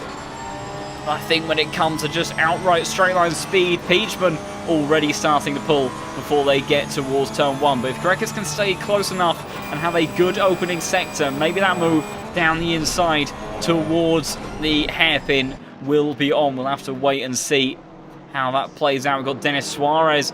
Oh, he maybe can make up a move here on the Porsche of Sador just in front of him, because look at the Honda gaining in the slipstream towards turn 1 there. Looks one way, looks the other. Suarez towards the outside, trying to go all the way around the outside of the Honda towards turn 1. I don't think he's going to make it stick. Maybe a drag race on the exit of turn 2 there, but the Porsche does hold on to that one. But he has now got to the Audi of Vassner for company. Wieninger has definitely had a moment through 130R, then the Mercedes again struggling through there, and huge oversteer, does not cope with that corner well at all. Big save from the German in the 28 car, but his day continues to be far from what he would have wanted. Korekis was not close enough to make a move last time around, but you can see very close to the back of the Audi just in front. What about Suarez? Can he get a run on the Porsche in front? It's going to be tricky as he actually gets a kick of oversteer over that exit curb himself. I don't think he'll be able to make anything happen just yet. The run through the first and second Degner is a place where the Porsche is very, very quick. And despite that Honda having the better torque and straight line speed, it's a fairly short flat out section in relative terms on the run towards turn 11, so he just can't quite put it together just yet. The pit window almost has ended now. Brouillet Major, the last of our drivers to serve a pit stop. 3 minutes left on the clock for him to do so. As, as actual fact, excuse me, sorry, couldn't see the top of the timesheets. Duacop has just come into the pit, so now Brouillet Major is the last driver to pit. He will have to come into the pits next time around to avoid disqualification from missing the pit window, as Suarez now having to defend from Sasha Vassner, and Lucas Sador has gone a little bit wide through the Casio triangle on the entry. Now it is going to get very busy very quickly, because once again, if we go on board the rear diffuser of this Porsche, here comes the Honda. Which way does he go this time, right or left? And he answers towards the right side, sneaks up towards the inside of turn 1. Vassner Vassner trying to watch on a Vassner all the way around the outside and trying to see if he can make his way through there. Be a brilliant move if he can, but I think he's run out of tarmac to make it stick. But Suarez does make the move this time around down the inside. There's Duacop just in front of these guys, and he'll be on very fresh tyres, so expect that car to surge back through the order somewhat. And the Porsche of Sador continuing to be under pressure from the Audi of Vassner just behind. Same between the likes of Peachman and Carreras. That is, I think, Chris Moses in the orange Mercedes getting out of the way to the left-hand side, so no complications involved there as he backs out of the throttle. But Carreras still staring at the back of that Audi. Pair of them have lost 3 seconds now in total to Schubert. How about Vassner? How does he fare in all of this? He is very close to the back of the Porsche in front. Can he gain enough in the slipstream up the hill to maybe dive towards the inside of Spoon Curve? Here comes the roar of the V10. Which way does he go? He has to go towards the outside because the Porsche of Sador is not going to let him have it that easy. Can he sneak up the inside towards the second bar of Spoon? And he does. But here comes Sador trying to make it a double switchback. But I'm not sure he's going to have the legs on the Audi to realistically fight back on the run towards 130R as Vassner now makes the move stick. Is looking to defend the inside, but surely Sador can't make anything happen just yet. Oh, it's Peachman. Peachman has come into the pit, so I can only imagine that is for a drive-through penalty. So the man that was keeping Carreras at bay for so long has now had to come into the pits. We'll see where he emerges and all of that. So Carreras now finally unleashed. Can he have enough pace in that car to sneak up to the back of Schubert? We'll have to wait and see. Sador and now Soldatov involved in all of this now as well, trying to see if he can make a move. That's the wrong car as the game very unhelpfully moves me around, and Soldatov down the inside towards turn 1, and there's nothing that Sador can do, and the M4 makes the move stick. As whereabouts has Peachman emerged? He is just in front of Marcus Marquezing, who has held off Manisha over the last few laps, and the pit window, as we've just heard, has closed. Major just about making it in there on time. Checking in at the front of the field, Stapleford now 1.7 seconds adrift of the leading number 9 car of Niels Knox. Isaac Price 1.5 seconds behind his teammate. And that three-way fight got a little bit disrupted from that late stopping Honda of Major. I see 20 minutes left on the clock. Will be dry all the way to the end. But Niels on the freshest tyres of the bunch, and he will be looking to just get his head down, do what he does best, and put in some clinical fast laps to the end of this race. Sador unable to do much about Soldatov in response to that move. Someone is lining up something, though, is Duacop in that Mercedes. There's fresh tyres on that car, and he is hounding the back of the BMW in front. I've chosen the wrong view once again, as there comes the Unicorns of Love Mercedes all the way down the inside. The power in that V8. It is V8 versus, I believe, V6, and the Unicorns of Love Mercedes gets it all done well in advance of 130R. And he flies down towards the inside. There's nothing that the Finnish driver can do, and Florian Duacop breaks his way into the top 10 then, and sets off trying to challenge Samuel Fock in the Ferrari a bit further up. Meanwhile, we've got, that's a white flag. That's Alex Kingston making a move on Jardier. So Jardier, with the damage he has on the car, oh, this is getting very busy. There's a little bit of bumping between Sador and Peachman. Peachman, you'd think, has the pace, trying to slow in front of the Porsche, who's now got Marcus Marquezing for company as well, who's going to go a little bit wide through turn 2 there. So busy stuff with all three of those cars. Peachman, you imagine, will start to run off after Soldatov. He has pace in that car without a shadow of doubt, but Jardier, what a difficult day for him, and with such an opportunity to close in on the drivers he is battling for. Well, he's a little bit outside of the championship battle realistically at the moment, but this would have been a great opportunity to surge back through the field. That's a yellow flag for Laley, and I think that may be a drive-through penalty that's just been served for that car, unless that is a double pit stop, maybe to repair some damage. Meanwhile, look at this from Marquezing all over back. That's getting busy with traffic for Peachman just up in front. Defensive driving from Sador on the run. does manage to get past the Honda just in front. And now in actual fact this has brought Manisha back into the squabble between these drivers. He was putting pressure on the Mercedes previously. Oh, it's an inline 6 in the V6, is it? Sorry, in the V6, excuse me. An inline 6 in the BMW. I thought it was that engine, and then I just got confused for just a moment and defaulted to a V. Thank you there for the correction. That's at least the number of cylinders was correct. We'll go with that. The Audi of Manisha now has managed to gain with the traffic, compromising Marquezing a little bit through that last sequence of the Mercedes car. Desperately trying to go on board the diffuser. There we go. As we finally get a graphic. Manisha very close to the back.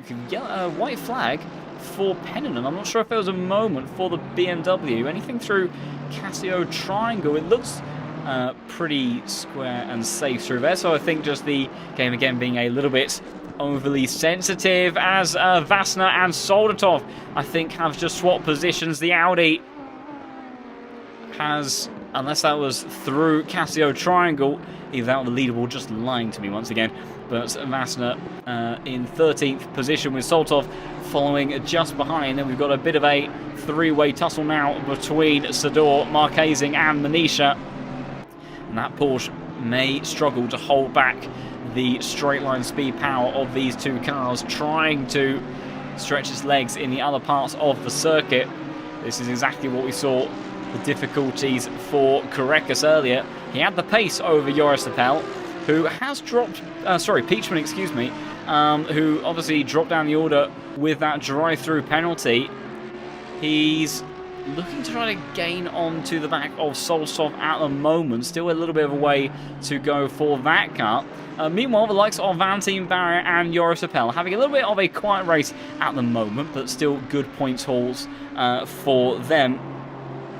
And yes, unfortunately, Jardier has had an absolutely atrocious day. He was caught in an incident on the earlier part of the race. I think it may have been lap 2.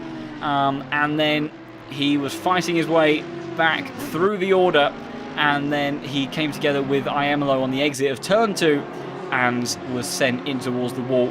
And it has just been a pretty atrocious day for the Czech driver. He does always have a lot of smiles, but today may not be quite one of them, as Marquezing around the outside of Sador before they get to 130R. Brilliant stuff, using all that straight line speed to his advantage. Of course, trying to fight around the outside. All that gets very close on the braking zone, but here comes the Audi of Manisha, who will be watching this with glee, because that's compromised the Porsche, who will get a little bit of a tow from Mercedes in front. But does the Audi have enough grunt in the V10 of this car? He does indeed. Which way does he look? Towards the right hand side, squeezed towards the inside wall there, but he does manage to force his way through, muscle his way past the Porsche of Sador, who was sent wide on the exit of turn 1 there.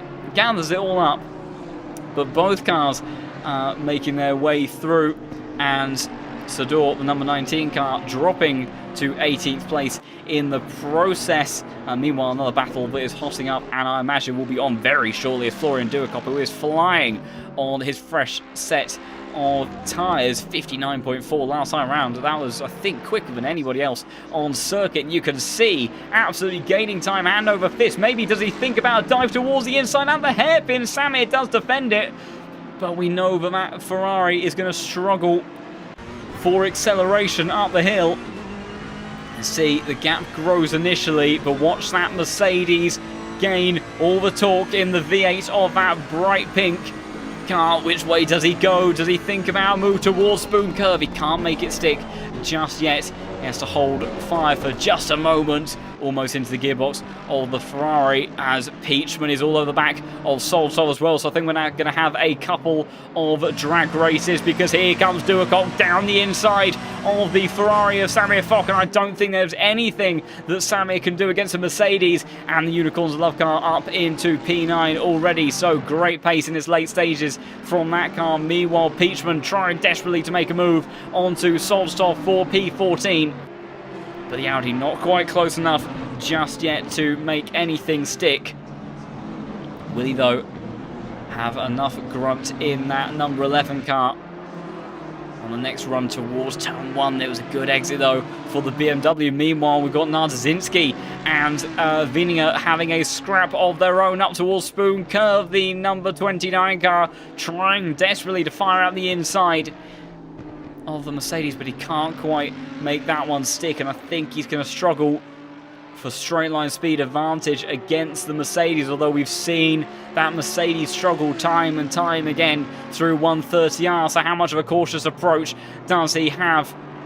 Narzinski, we're hoping for an opportunity perhaps in towards Casio Triangle. No such issue for the Mercedes this time around. Also the scrap for P14 keeps on going back and forth a little bit. 0.3 of a second now between Solstov and Peachman, as Narzinski, another Audi, will have to settle for the time being, but it does look like the pace advantage is with him, as Peachman again trying to recover his way through the field after holding off Korekis for so long. Believe he had a drive-through penalty and unfortunately compromising his race dearly, and now just trying to hold on for what he can inside the top 15. It's a good run up the hill. Has he got the legs on the BMW? Screaming is the V10 towards Spoon Curve, but he can't quite get down the inside just yet. Nothing that he can do at Spoon either. Vassner putting pressure on the Honda of Suarez, currently in 12th place, just up in front. But they all stay as they were. Does Narzinski have any more luck? Close to the gearbox of the Mercedes of Vininger. Hasn't been able to make anything stick just yet. Peachman getting closer back. Vassner as well. Can he make something stick? Because he is looking very quick over Suarez just in front of him. It wasn't the best exit through Casio Triangle. Now you can see 0.4 of a second separating almost each one of those cars.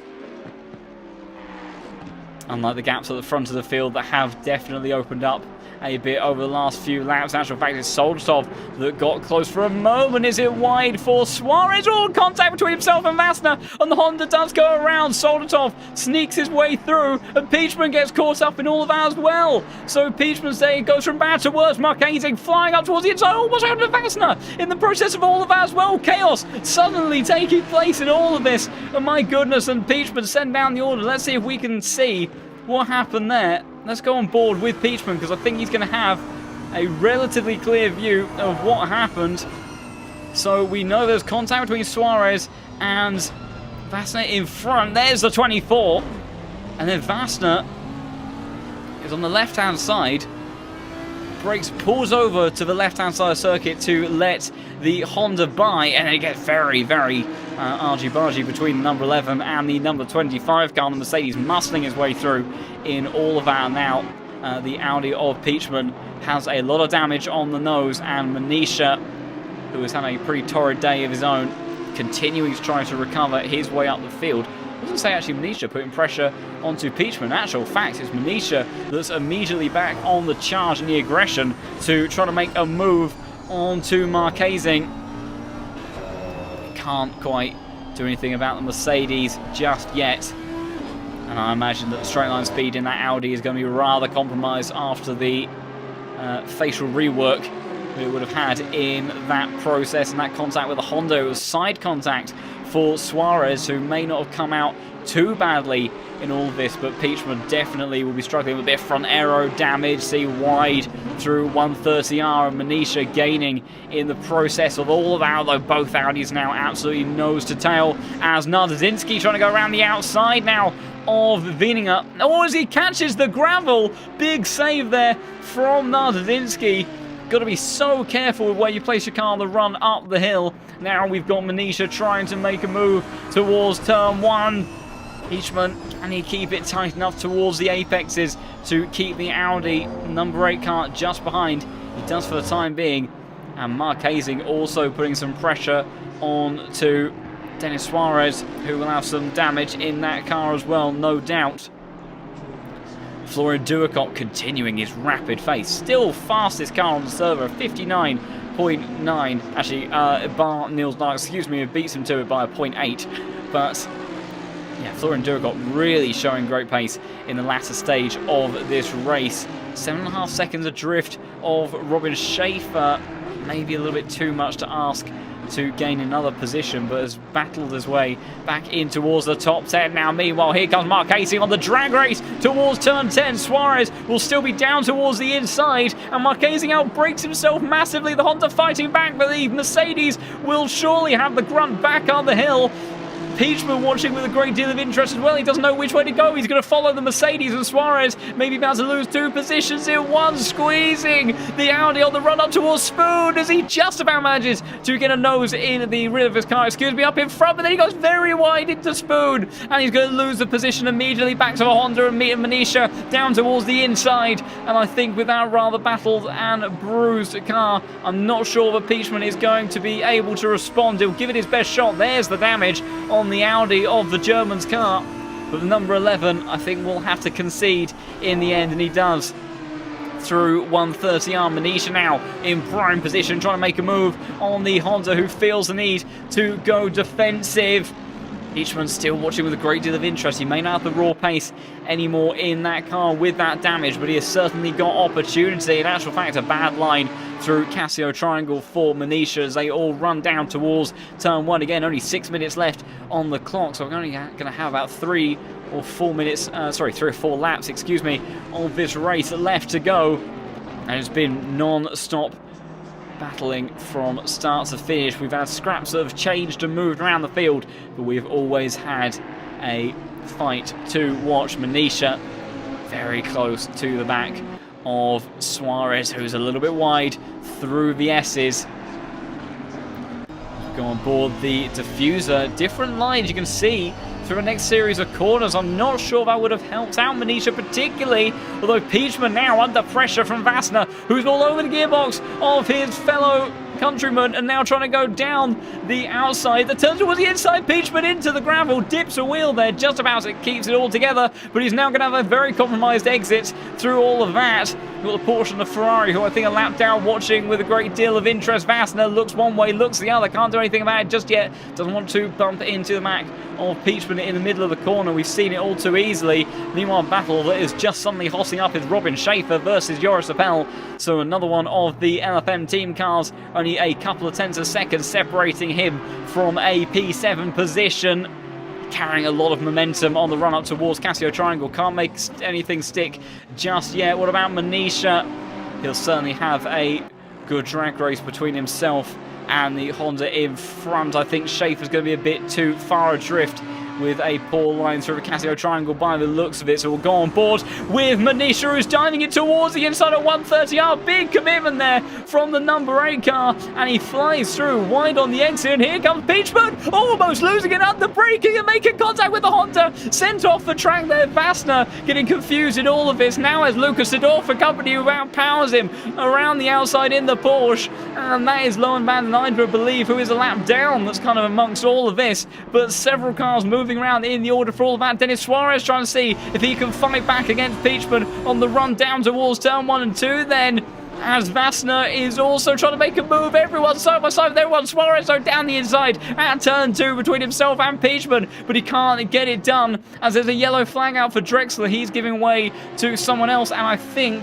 Narzazinski was side by side. Yes, he was, by the looks of it, for a moment with the Mercedes again, or Wieninger, but holding off the Mercedes attempts to make a move stick. But my goodness, 3.5 minutes left to go. Whereabouts is Nils? So there will be 2 laps left of this race, as Karekas over the last couple of laps has gained a huge amount of time over Chabert. So it's a late charge from the number 1 Porsche, trying if he can desperately see if he can get into 4th place in this race. But we know how difficult it is for him and the Porsche to make an overtake stick, especially against the Mercedes. Someone else though that's given it a good go against a faster car in a straight line is Lucas Sador in the Porsche, who's got in the middle of all of this battling. So these drivers running out of opportunity. Schaefer, though, one to try and take it sooner rather than later. Which way does he go? Down towards the inside at Casio Triangle. Is there anything but Joris Appel could do? He gives him room over for Schaefer. All caught up over the curb. Took way too much curb And Yorisapel breathes a big sigh of relief, as I imagine that will be Schaefer's charge for P7 undone, and won't be able to do anything more unless he has an absolute flyer over the next lap. Soldatov versus Pendon is another battle that is hotting up. Soldatov having good pace. Wide moment for Suarez, and Sador now trying to go all the way around the outside in towards the chicanes. Goes for the switchback. He's got to be careful of Vassner behind. It's a good run on the exit for the Porsche. Oh, as that's Pendon and Soldatov swapping positions. Is it not quite? That's the timing board giving me false hope. But now too wide between the Porsche and the Honda on the drag race towards turn 1. The Porsche desperately trying to keep his nose in it, but he hasn't quite got enough straight line speed. What can Vassner do? Maybe does he slot the inside towards turn 2? He's trying to place his Audi there, but he can't quite do it. The Ferrari of Van Nyder watching with a great deal of interest. Is not for position, but he's getting a cinematic view of a very hard-fought battle for these guys in the tail end of the top 20 positions then, but they will stay as they were. Korekis still unable to do anything about Lucas Schubert just in front, and they will have one last lap after this, as Niels Narks has driven incredibly well start to finish. You can see Korekis glued to the back of the Mercedes, but the power, the V8 grunt and the torque all underneath the front bonnet of that car ahead of him is just too much to overpower. So the Porsche, he'll surely have to just try to send it somewhere. Oh, I thought maybe a dive at the chicane. What's going on further down the order? That is Suarez and Sador side by side. So Sador in the Porsche sends it down towards the inside as the contact between himself and the Honda bar looks for on the apex. So Sador muscling his way through there. The Porsche does get it done, and the Honda tries to come back, but he can't quite make it stick. We have started the final lap of this race. Garantis Korekis unable to do anything just yet. How about Soldatov versus Peninen? Number 5 car glued to the back of the Finnish driver once more. Which way does he go? Peninen defending the inside line. That may compromise him. This is like Kimi Räikkönen versus Giancarlo Fisichella. It's not for the race win, but it's very similar sorts of circumstances, because that defensive move may compromise him somewhat. It's all getting very close further down the order as well, but we have to choose one battle somewhere. Soldatov trying now to go around the outside. Has he got the run on towards Peninen? There's nothing between them, and I think the number 5 car is not going to get the move done there. Korekis trying to go for his last opportunity. Do just need to check whereabouts is Niels on circuit, so he's just coming in towards Spoon Curve now. Korekis can't go down the inside towards the hairpin there, so that is an opportunity over and done with. Last one will be at Casio Triangle. Solstov still with Peninen in front of him. Peachman all over the back of Manisha, so several scraps all the way towards the final parts of this race. And who is going to come out on top of each and every one of them? Soldatov currently with the best opportunity out of everyone, as Niels brings out a white flag for just a moment, but it has been absolutely stellar from the BS Plus competition driver. He returns to the Pro Series and he takes a win here at Suzuka around 7 with a stellar drive in the M4. Niels Narks wins in the Pro Series. Stapleford finishes in second ahead of his teammate Isaac Price in that team battle. Korekis, good drive out the final corner, maybe a drag race. Has he got anywhere to go? There's a yellow flag further down the order for Valentin Barrier, and I don't think Korekis can do anything about the Mercedes in front. He can't. I'm not sure what happened to Valentin there. I think maybe he had a bit of a moment as Robin Schaefer storming down the inside of Yorisapel, and it's all gone wrong. And Florian Durkov's going to benefit in all of that. So a big late-breaking move there from Schaefer, clattering the curbs and losing out there. And Florian Durkov will get P8 in the end. Yorisapel holds on P7. What about Solotov? Which way does he go? Towards the outside. You can see him flirting with the back of the car, almost stepping out on him. Under brakes there. Chani get a good enough exit to fight on the way towards the line. That's the view from the front splitter of Solotov's car. It's going to be a drag race towards the line. I don't think it's quite going to happen, and I think the Finnish driver is going to hold on to P11 in the end. And Nico Peninen does take that position. Meanwhile, further now, Marquezing takes 12th. Manisha takes 14th. Marquezing 13th. Manisha 14th. As some things shuffle around and some last squabbles between some of our drivers play out then, But I think that is going to be it in terms of our main scraps. But my goodness, it all went down to the final lap of the race, except for this man. Nils Narks did absolutely everything right. Calm, cool and collected. Would we expect anything else from a man that has so much sim racing experience and is such a legend in the ACC community? He is formidable, and he has worked wonders on the circuit today. And maybe that will encourage him to participate in a few more races in the Pro Series. We would love to have him back for some more races indeed. But that will be it then for round 7. We'll run through the results officially in just a moment. And hopefully, if we're lucky, we may even get some interviews.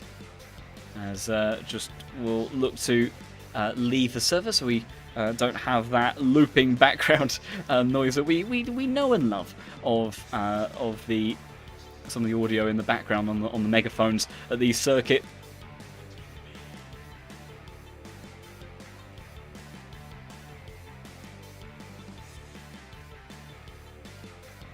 So hopefully those results will come through in just a second once those have updated. But my goodness, what an absolutely incredible race there. Up and down the field, action everywhere that we could have possibly asked for.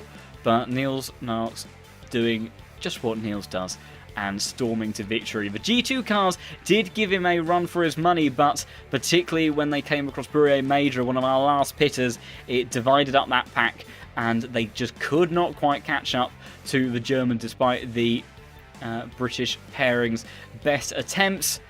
And there we go then. So there are your results from today's race. Nils Narks takes a victory and 853 points with it. Stapleford finishes in second with Isaac Price third place. Schubert just about holds on to fourth from Caracas. Valentin Barrier takes another solid position in the Aston Martin for P6.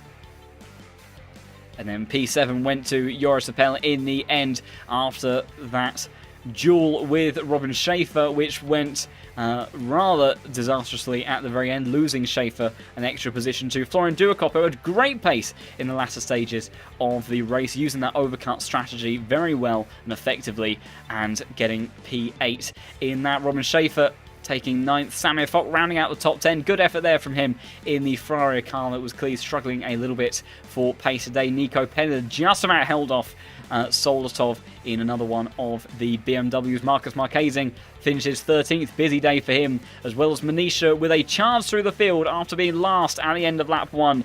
We didn't quite exactly see how he went off at Dunlop Curve, but he did have to fight his way back through the order to get up to where he did. So good effort there from him. Peachman down in 15th after that drive-through penalty.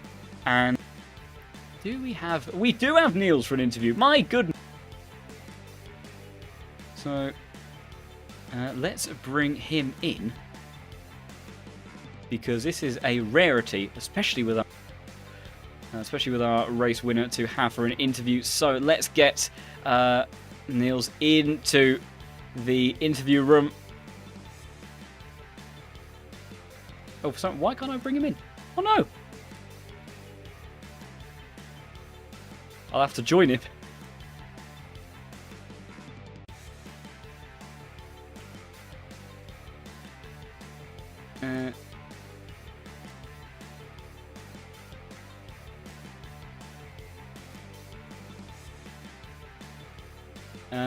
I can't hear you, Niels, which is incredibly disappointing.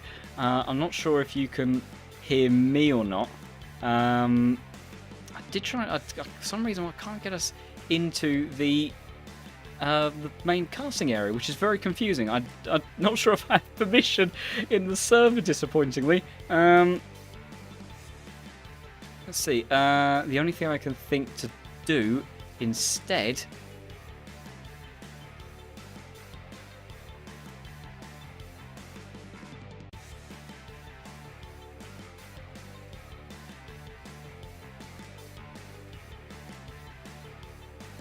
Just trying to see if I can call Niels directly, which is a very peculiar way of doing this.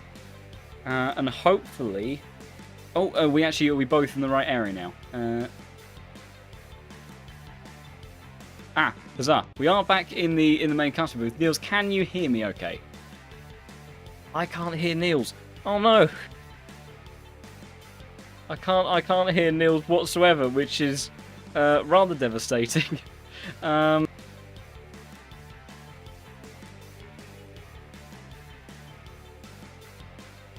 Niels, can you hear me in here? I can't. Oh, wait a minute. Hang on, am I being stupid? I think I may be being very stupid. Niels, try speaking again.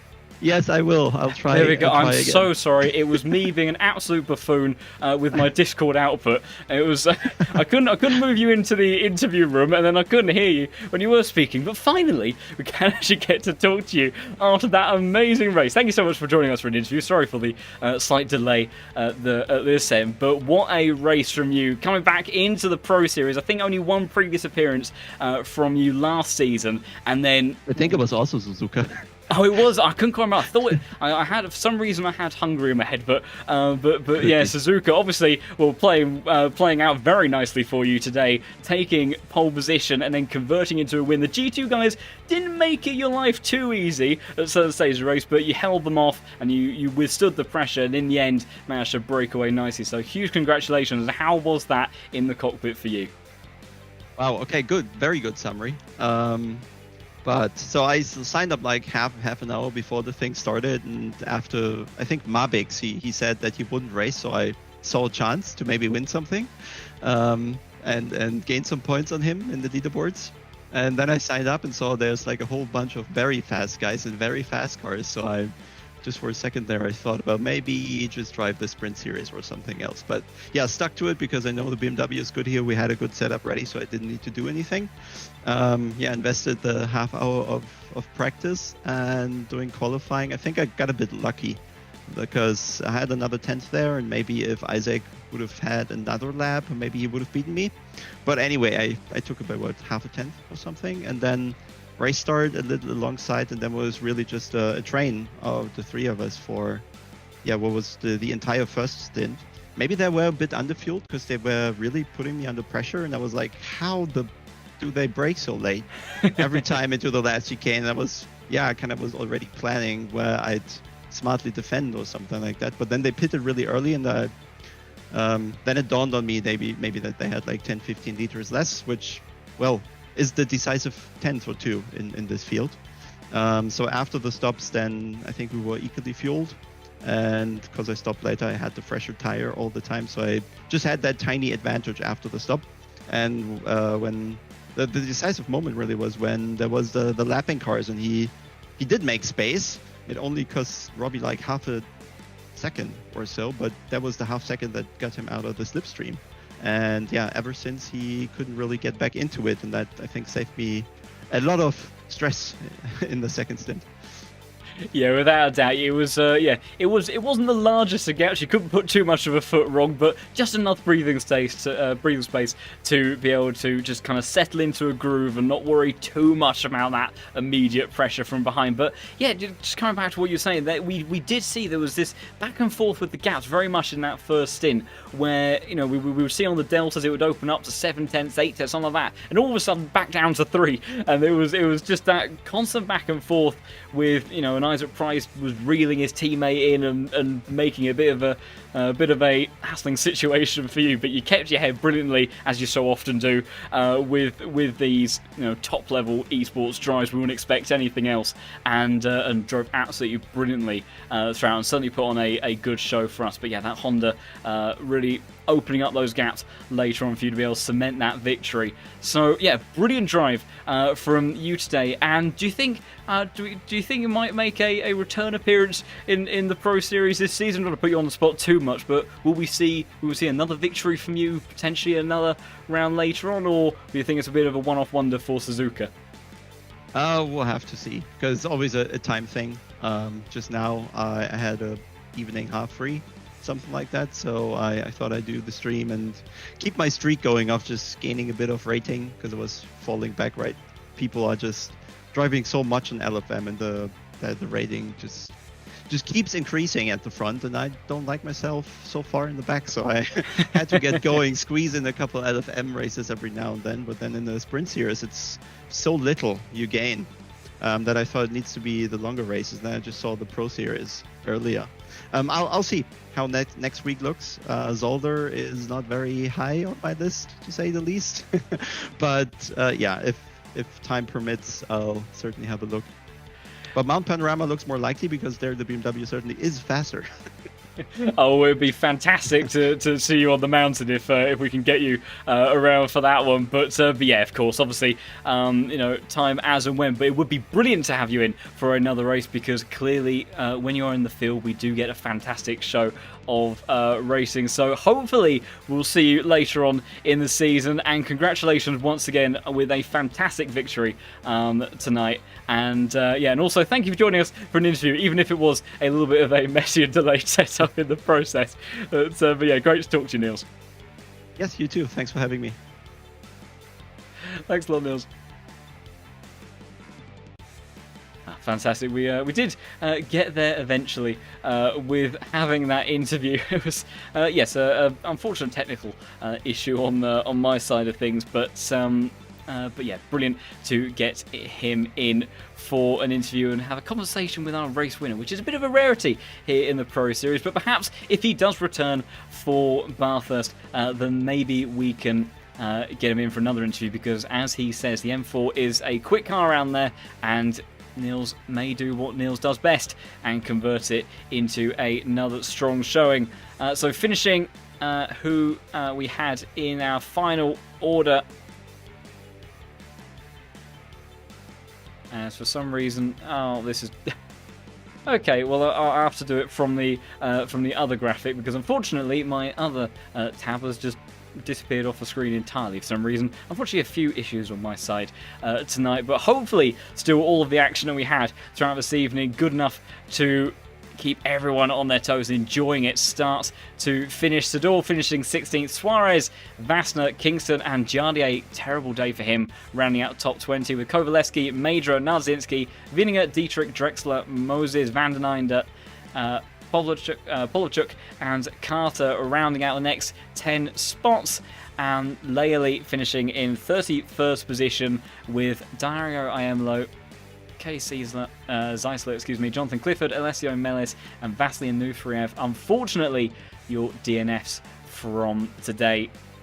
Tricky times in this field, and an incredibly busy one at that as well. We had so much action start to finish, and it's certainly kept us on our toes throughout, and I'm certainly kept the drivers on their toes as well. But as Niels has already said, we will be heading to Zolder for the next round of the Pro Series, where I expect we will be seeing some fireworks there as well, assuming that we have the likes of Massier and Marco rejoining us there. The Porsches will be very quick around there, but we know the all-important deadly chicane around that circuit, so I have to see who is able to contend with that one the best. Also for Honda, very quick around there, so Jardier, a difficult day for him, but Zolder may certainly be somewhere that he is able to bounce back, so I have to see how that all plays out.